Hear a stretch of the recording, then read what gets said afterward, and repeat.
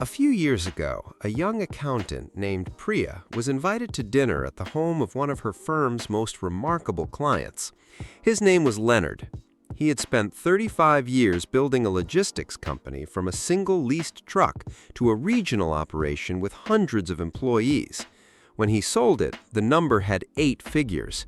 His net worth, conservatively estimated, sat somewhere above $30 million. Priya drove to the address expecting something that matched the number. A gated entrance, perhaps, manicured grounds, the kind of architecture that makes you slow down before you reach the door. What she found was a 4-bedroom brick house on a quiet residential street in a perfectly ordinary suburb. The driveway held a 6-year-old Subaru and a 10-year-old pickup truck that had clearly done real work. Leonard answered the door in a fleece pullover and reading glasses pushed up on his forehead. Over dinner, Priya noticed things. The kitchen appliances were not new. The television in the adjacent room was not large. When Leonard's wife Nina offered her something to drink, she apologized that they only had tap water, a few sodas, and some leftover lemonade. Leonard made a small joke about how he had never figured out the logic of buying water in plastic bottles when perfectly good water came out of the tap for almost nothing. At some point, the conversation turned to a medication Leonard needed to refill. Nina reminded him to get the pharmacy's own brand this time, not the name on the commercial. Same ingredient, she said, better price. Priya drove home that evening thinking about the distance between what she had expected and what she had found, and she realized, slowly, that the house and the truck and the tap water and the store brand medication were not incidental details. They were the story. They were part of how the number got so large in the first place and why selling the business had not changed the habits that built it. Today, this video is about what Leonard knew. 12 categories where genuinely wealthy people consistently spend differently from how most people expect, and why those differences, compounded across decades, explain more about wealth accumulation than income ever could. Before we get into the 12, there is a single insight that ties all of them together. It is the difference between 2 questions. Most people evaluate a potential purchase by asking, "Can I afford this?" If the answer is yes and they want it, they buy it. The decision process ends there. Wealthy people ask a different question. They ask, "Is this actually worth it?" That question does not care whether the budget allows the purchase. It cares whether the value received justifies the cost paid. And those 2 things are frequently not the same.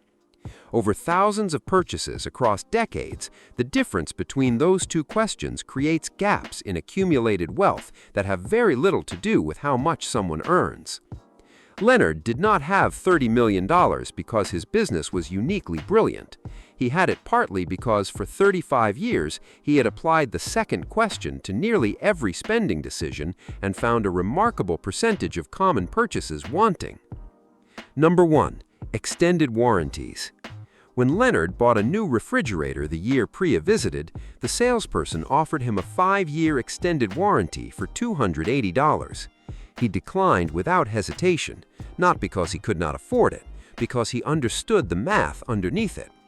Extended warranties are priced to be profitable for the company selling them. That profitability depends on most buyers paying premiums for coverage they never use. On average, consumers pay significantly more in warranty costs than they ever recover in repairs, which is why the warranties exist and why they are pushed so aggressively at the point of sale. Wealthy people self-insure instead. They skip the warranty, absorb the occasional repair cost directly, and come out substantially ahead across a lifetime of purchases. The amount saved on any single warranty seems small. Across 40 years of appliances, electronics, and vehicle service contracts, the cumulative difference runs into the tens of thousands of dollars. Number 2. Brand name products where generics are identical. Nina's reminder about the pharmacy brand was not a small thing. It was a reflex built over decades of applying the "is it worth it" question to everyday purchases. Generic medications contain the same active ingredients at the same concentrations as their branded counterparts. The difference in price is entirely a function of marketing spend, not product quality. A bottle of generic ibuprofen and a bottle of the advertised brand contain chemically identical medicine. One costs roughly half what the other does. The same dynamic runs through dozens of household categories: cleaning products, pantry staples, batteries, paper goods. In most of these, store brands perform identically to the premium version and cost meaningfully less. A household that applies this consistently across all categories, where quality is genuinely equivalent, saves thousands of dollars annually. Invested over 30 years, that saving compounds into something that would surprise most people who consider brand loyalty a small and inconsequential habit. Number 3. First-year releases of anything. When a new phone model launches, or a car manufacturer introduces a redesigned generation, or a new appliance line debuts, wealthy people are disproportionately absent from the first wave of buyers. This is not indifference, it is strategy applied to two consistent patterns. First, first-year products carry first-year problems. Software bugs, design flaws, and manufacturing inconsistencies are most concentrated in initial releases and get corrected in subsequent versions. Early buyers pay full price to surface problems that later buyers will never encounter. Second, first-year pricing reflects peak demand. Within 12 to 18 months, prices on almost everything drop meaningfully as initial excitement fades. Leonard had not bought a first model year vehicle in over 20 years.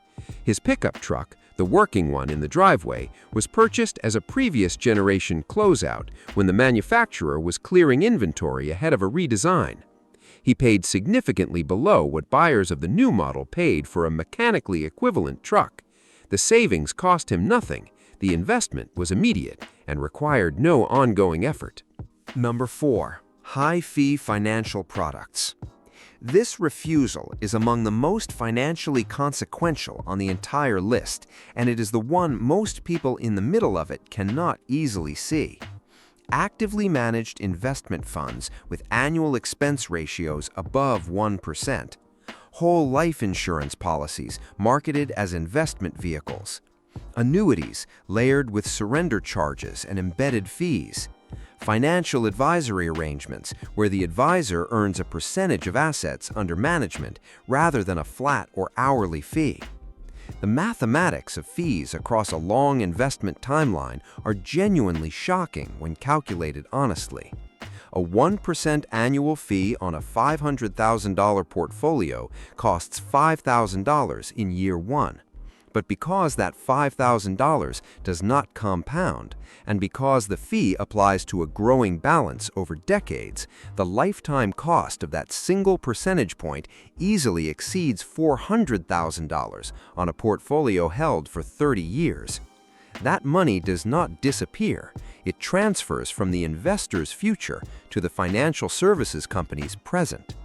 Leonard invested in low-cost index funds his entire working life.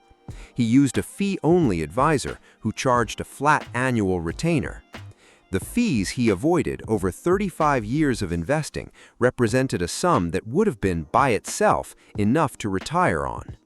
Number 5. Bottled water as a regular habit. Leonard's topwater joke at dinner was not casual. It was the surface expression of a principle applied across hundreds of similar decisions.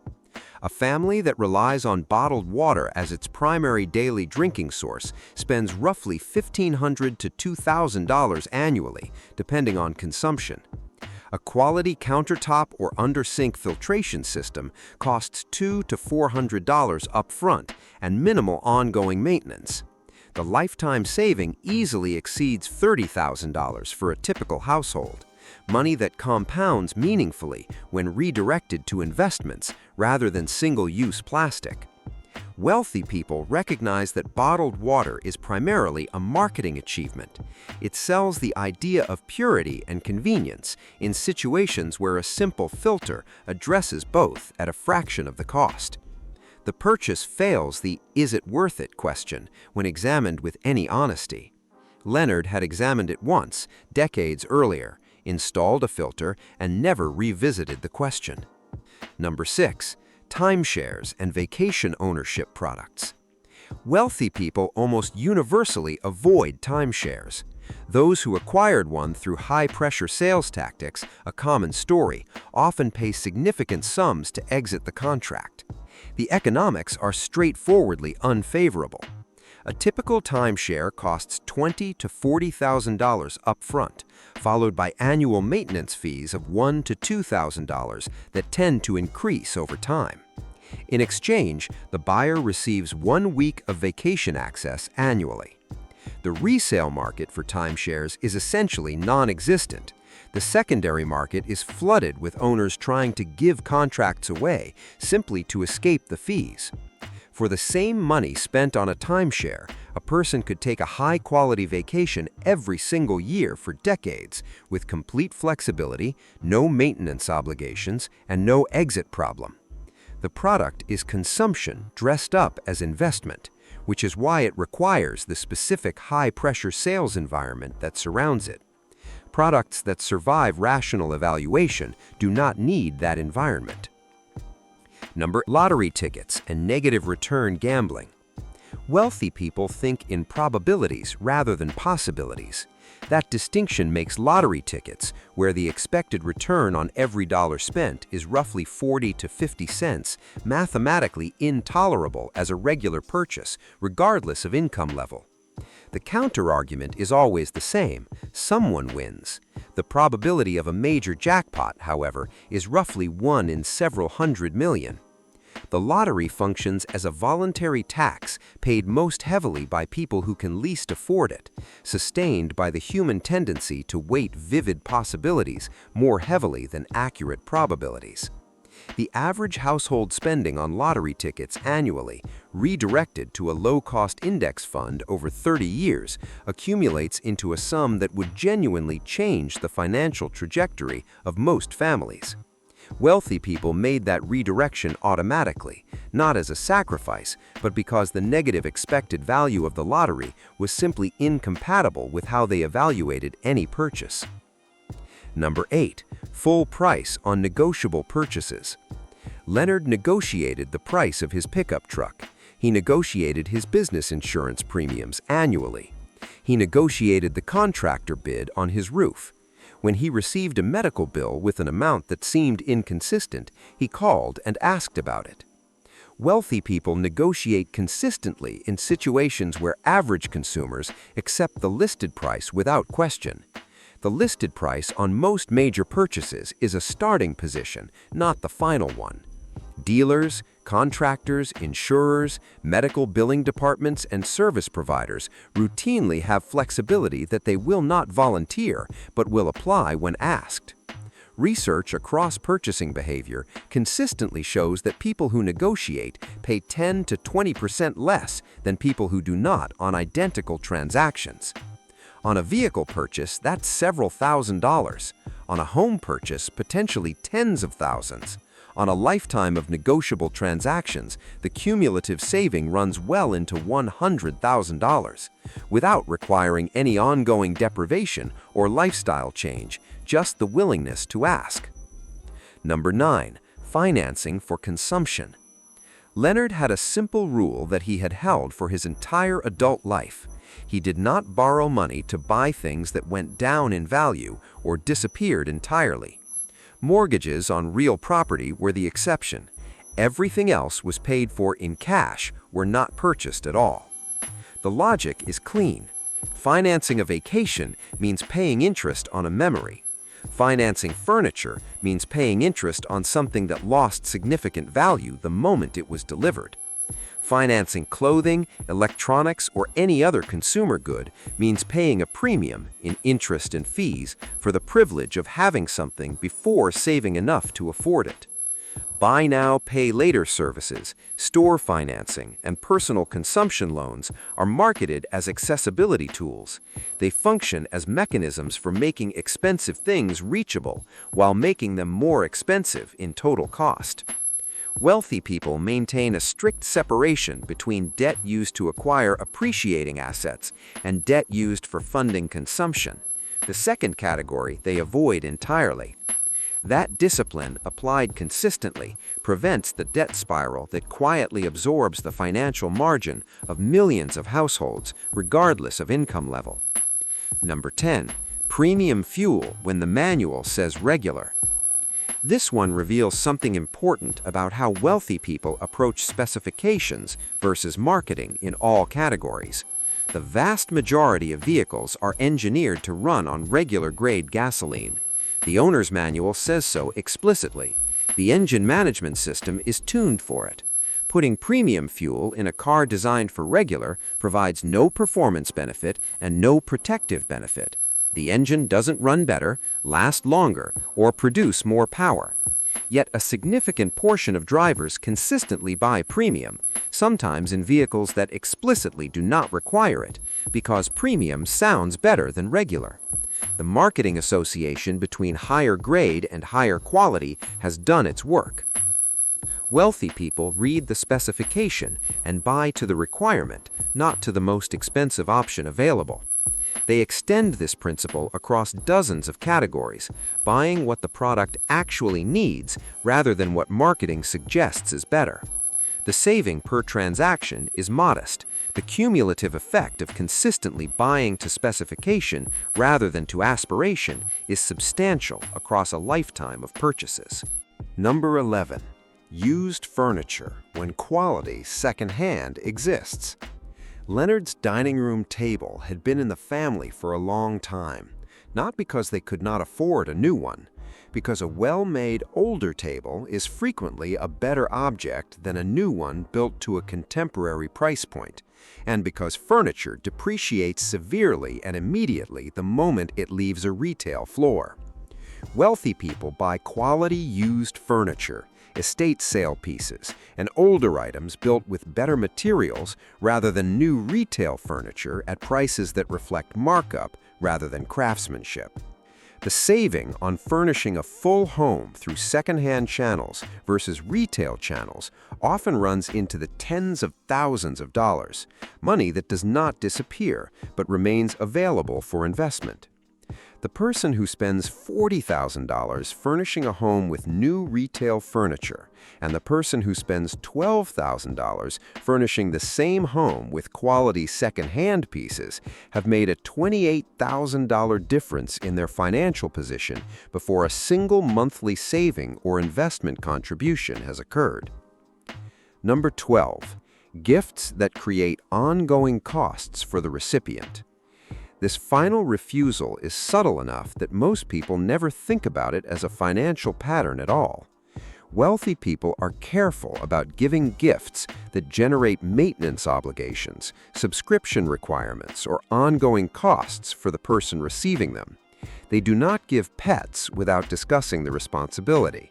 They do not pay for the first year of a subscription the recipient will feel obligated to continue. They do not give equipment that requires accessories, supplies, or storage costs to be useful. They give experiences that are complete in themselves, money directly, or items whose total cost of ownership ends at the purchase. This same thinking governs their own purchases. They evaluate not just the sticker price, but the ongoing cost attached to ownership. A $100 item requiring $50 of annual maintenance is more expensive than a $200 item that requires nothing. Total cost of ownership is the number that matters. Purchase price is only the beginning of the calculation. Priya, the accountant who drove home from Leonard's house that evening, said later that the dinner changed something fundamental in how she thought about money. She had spent her career helping people manage what they earned. After that evening, she started thinking differently about what getting wealthy actually required. Leonard did not have $30 million because he had stumbled into a business that happened to succeed. He had $30 million because for 35 years he had asked the same question before virtually every spending decision: is this actually worth it? And had been willing to answer it honestly, even when the honest answer was inconvenient. The Subaru in the driveway said something. The tap water said something. The store brand medication said something. None of it said deprivation. All of it said clarity. clarity about what money is for, what spending actually produces, and what the difference between the two looks like when it compounds across decades. Wealth is not built in the dramatic moments, the big investment, the perfect business decision, the lucky break. It is built in the thousands of small moments when the "is it worth it" question gets asked and answered honestly, and the purchase that fails that test gets quietly declined. Leonard drove a 10-year-old pickup truck. He drank tap water. He bought the store brand, and he had $30 million. The connection between those facts is not a coincidence. It is the whole point. If this changed how you think about spending and wealth building, share it with someone who needs to hear it. And if you want to keep going deeper into how money actually works, stick around. That is exactly what this channel is built for.